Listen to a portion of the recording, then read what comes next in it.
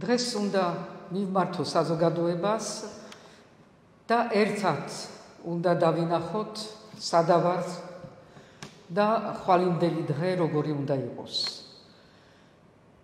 ამისთვის ჯერ უნდა გავიგოთ გუშინ რა მოხდა და რა გაკვეთილები გამოვიტანოთ გუშინდელი დღიდან.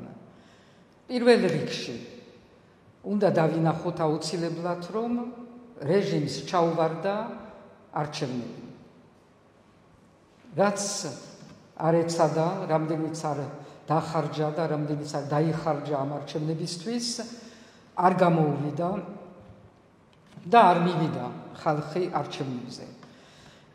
იმიტომ რომ როგორც ზოგიერთი სხვებიც ამბობენ, ქართველი ხალხი ბრძენი არის და იციან, სად უნდა მივიდნენ და როდის უნდა მივიდნენ და როცა შენელოდები, რომ გაყალბებული საპარლამენტო არჩევნები გამოსტორდეს და დაინიშნოს ახალი თავისუფალი სამართლიანი არჩევნები, საპარლამენტო არჩევნები და ამითი გადავიდეთ მართლა ახალ პოლიტიკურ სივრცეში, არ შეიძლება რომ დათანხმდე ადგილობრივ ფარსზე, ადგილობრივ არჩევნების ფარსზე და იმაში მიიღო მონაწილეობა.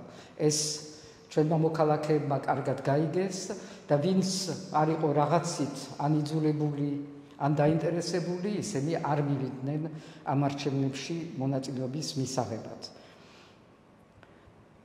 ეს იყო პირველი, რაც